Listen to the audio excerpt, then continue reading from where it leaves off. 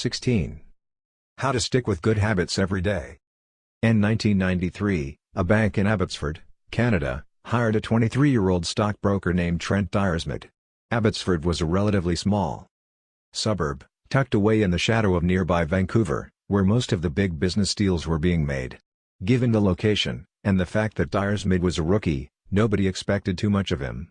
But he made brisk progress thanks to a simple daily habit. Dyersmith began each morning with 2 jars on his desk.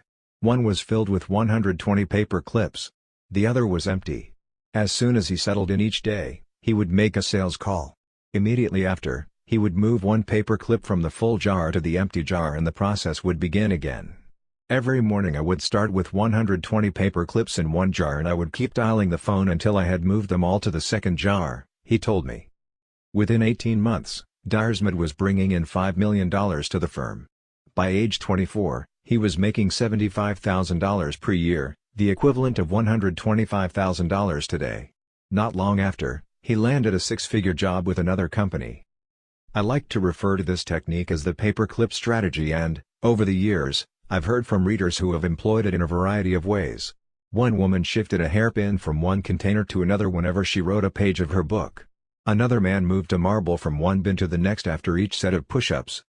Making progress is satisfying, and visual measures, like moving paper clips or hairpins or marbles, provide clear evidence of your progress. As a result, they reinforce your behavior and add a little bit of immediate satisfaction to any activity. Visual measurement comes in many forms: food journals, workout logs, loyalty punch cards, the progress bar on a software download, even the page numbers in a book. But perhaps the best way to measure your progress is with a habit tracker. How to keep your habits on track. A habit tracker is a simple way to measure whether you did a habit. The most basic format is to get a calendar and cross off each day you stick with your routine. For example, if you meditate on Monday, Wednesday, and Friday, each of those dates gets an X. As time rolls by, the calendar becomes a record of your habit streak. Countless people have tracked their habits, but perhaps the most famous was Benjamin Franklin. Beginning at age 20, Franklin carried a small booklet everywhere he went and used it to track 13 personal virtues. This list included goals like lose no time, be always employed in something useful and avoid trifling conversation. At the end of each day, Franklin would open his booklet and record his progress. Jerry Seinfeld reportedly uses a habit tracker to stick with his streak of writing jokes. In the documentary Comedian, he explains that his goal is simply to never break the chain of writing jokes every day. In other words, he is not focused on how good or bad a particular joke is or how inspired he feels. He is simply focused on showing up and adding to his streak. Don't break the chain is a powerful mantra. Don't break the chain of sales calls and you'll build a successful book of business. Don't break the chain of workouts and you'll get fit faster than you'd expect. Don't break the chain of creating every day and you will end up with an impressive portfolio. Habit tracking is powerful because it leverages multiple laws of behavior change. It simultaneously makes a behavior obvious, attractive, and satisfying. Let's break down each one. Benefit number 1, habit tracking is obvious. Recording your last action creates a trigger that can initiate your next one. Habit tracking naturally builds a series of visual cues like the streak of X's on your calendar or the list of meals in your food log. When you look at the calendar and see your streak, you'll be reminded to act again. Research has shown that people who track their progress on goals like losing weight, quitting smoking, and lowering blood pressure are all more likely to improve than those who don't. One study of more than 1,600 people found that those who kept a daily food log lost twice as much weight as those who did not. The mere act of tracking a behavior can spark the urge to change it. Habit tracking also keeps you honest. Most of us have a distorted view of our own behavior. We think we act better than we do. Measurement offers one way to overcome our blindness to our own behavior and notice what's really going on each day. One glance at the paper clips in the container and you immediately know how much work you have, or haven't, been putting in. When the evidence is right in front of you, you're less likely to lie to yourself. Benefit number 2, habit tracking is attractive. The most effective form of motivation is progress. When we get a signal that we are moving forward, we become more motivated to continue down that path. In this way, habit tracking can have an addictive effect on motivation. Each small win feeds your desire. This can be particularly powerful on a bad day. When you're feeling down, it's easy to forget about all the progress you have already made. Habit tracking provides visual proof of your hard work, a subtle reminder of how far you've come. Plus, the empty square you see each morning can motivate you to get started because you don't want to lose your progress by breaking the streak. Benefit number 3, habit tracking is satisfying. This is the most crucial benefit of all. Tracking can become its own form of reward. It is satisfying to cross an item off your to-do list, to complete an entry in your workout log, or to mark an X on the calendar. It feels good to watch your results grow, the size of your investment portfolio, the length of your book manuscript, and if it feels good, then you're more likely to endure. Habit tracking also helps keep your eye on the ball. You're focused on the process rather than the result. You're not fixated on getting six-pack abs, you're just trying to keep the streak alive and become the type of person who doesn't miss workouts. In summary, habit tracking, 1, creates a visual cue that can remind you to act, 2, is inherently motivating because you see the progress you are making and don't want to lose it, and 3, feels satisfying whenever you record another successful instance of your habit. Furthermore, habit tracking provides visual proof that you are casting votes for the type of person you wish to become, which is a delightful form of immediate and intrinsic gratification. You may be wondering, if habit tracking is so useful, why have I waited so long to talk about it? Despite all the benefits, I've left this discussion until now for a simple reason: many people resist the idea of tracking and measuring. It can feel like a burden because it forces you into two habits, the habit you're trying to build and the habit of tracking it. Counting calories sounds like a hassle when you're already struggling to follow a diet. Writing down every sales call seems tedious when you've got work to do. It feels easier to say, "I'll just eat less," or "I'll try harder," or "I'll remember to do it." People inevitably tell me things like, "I have a decision journal, but I wish I used it more," or "I recorded my workouts for a week, but then quit." I've been there myself. I once made a food log to track my calories. I managed to do it for one meal and then gave up. Tracking isn't for everyone, and there is no need to measure your entire life. But nearly anyone can benefit from it in some form, even if it's only temporary. What can we do to make tracking easier? First, whenever possible, measurement should be automated. You'll probably be surprised by how much you're already tracking without knowing it. Your credit card statement tracks how often you go out to eat. Your Fitbit registers how many steps you take and how long you sleep. Your calendar records how many new places you travel to each year. Once you know where to get the data, add a note to your calendar to review it each week or each month, which is more practical than tracking it every day. Second, manual tracking should be limited to your most important habits. It is better to consistently track one habit than to sporadically track 10. Finally, record each measurement immediately after the habit occurs. The completion of the behavior is the cue to write it down. This approach allows you to combine the habit stacking method mentioned in Chapter 5 with habit tracking. The habit stacking plus habit tracking formula is: after current habit, I will track my habit. After I hang up the phone from a sales call, I will move one paper clip over.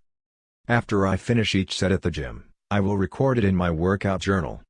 After I put my plate in the dishwasher, I will write down what I ate. These tactics can make tracking your habits easier. Even if you aren't the type of person who enjoys recording your behavior, I think you'll find a few weeks of measurements to be insightful. It's always interesting to see how you've actually been spending your time. That said, every habit streak ends at some point. And, more important than any single measurement, is having a good plan for when your habits slide off track. How to recover quickly when your habits break down. No matter how consistent you are with your habits, it is inevitable that life will interrupt you at some point. Perfection is not possible. Before long, an emergency will pop up, you get sick or you have to travel for work or your family needs a little more of your time. Whenever this happens to me, I try to remind myself of a simple rule: never miss twice. If I miss one day, I try to get back into it as quickly as possible. Missing one workout happens, but I'm not going to miss 2 in a row. Maybe I'll eat an entire pizza, but I'll follow it up with a healthy meal. I can't be perfect, but I can avoid a second lapse. As soon as one streak ends, I get started on the next one. The first mistake is never the one that ruins you. It is the spiral of repeated mistakes that follows. Missing once is an accident. Missing twice is the start of a new habit. This is a distinguishing feature between winners and losers. Anyone can have a bad performance, a bad workout, or a bad day at work. But when successful people fail, they rebound quickly. The breaking of a habit doesn't matter if the reclaiming of it is fast. I think this principle is so important that I'll stick to it even if I can't do a habit as well or as completely as I would like. Too often, we fall into an all-or-nothing cycle with our habits. The problem is not slipping up, the problem is thinking that if you can't do something perfectly, then you shouldn't do it at all. You don't realize how valuable it is to just show up on your bad, or busy, days. Lost days hurt you more than successful days help you. If you start with $100, then a 50% gain will take you to $150. But you only need a 33% loss to take you back to $100.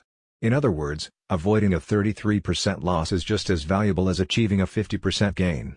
As Charlie Munger says, the first rule of compounding: never interrupt it unnecessarily. This is why the bad workouts are often the most important ones. Sluggish days and bad workouts maintain the compound gains you accrued from previous good days. Simply doing something, 10 squats, 5 sprints, a push-up, anything really, is huge. Don't put up a zero. Don't let losses eat into your compounding. Furthermore, it's not always about what happens during the workout. It's about being the type of person who doesn't miss workouts. It's easy to train when you feel good, but it's crucial to show up when you don't feel like it, even if you do less than you hope.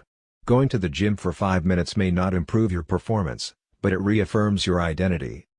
The all-or-nothing cycle of behavior change is just one pitfall that can derail your habits. Another potential danger, especially if you are using a habit tracker, is measuring the wrong thing. Knowing when, and when not, to track a habit. Say you're running a restaurant and you want to know if your chef is doing a good job. One way to measure success is to track how many customers pay for a meal each day. If more customers come in, the food must be good. If fewer customers come in, something must be wrong.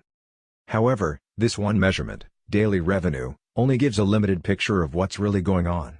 Just because someone pays for a meal doesn't mean they enjoy the meal. Even dissatisfied customers are unlikely to dine and dash. In fact, if you're only measuring revenue, the food might be getting worse but you're making up for it with marketing or discounts or some other method. Instead, it may be more effective to track how many customers finish their meal or perhaps the percentage of customers who leave a generous tip. The dark side of tracking a particular behavior is that we become driven by the number rather than the purpose behind it. If your success is measured by quarterly earnings, you will optimize sales, revenue, and accounting for quarterly earnings. If your success is measured by a lower number on the scale, you will optimize for a lower number on the scale, even if that means embracing crash diets, juice cleanses, and fat loss pills. The human mind wants to win whatever game is being played. This pitfall is evident in many areas of life. We focus on working long hours instead of getting meaningful work done. We care more about getting 10,000 steps than we do about being healthy. We teach for standardized tests instead of emphasizing learning, curiosity, and critical thinking. In short, we optimize for what we measure. When we choose the wrong measurement, we get the wrong behavior. This is sometimes referred to as Goodhart's law. Named after the economist Charles Goodhart, the principle states, when a measure becomes a target, it ceases to be a good measure. Measurement is only useful when it guides you and adds context to a larger picture, not when it consumes you.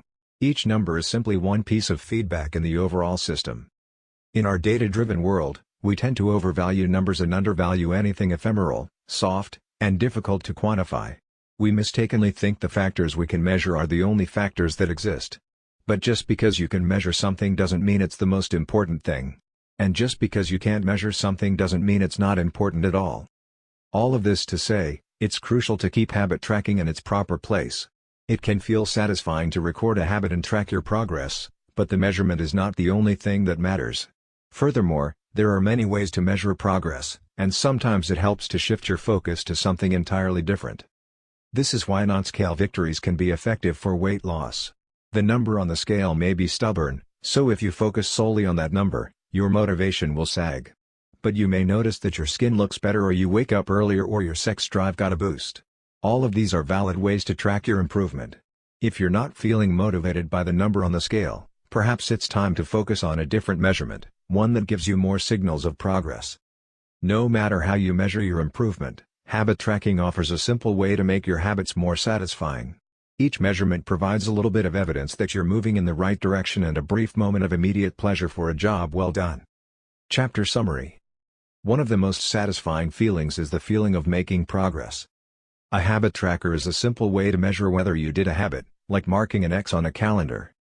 Habit trackers and other visual forms of measurement can make your habits satisfying by providing clear evidence of your progress.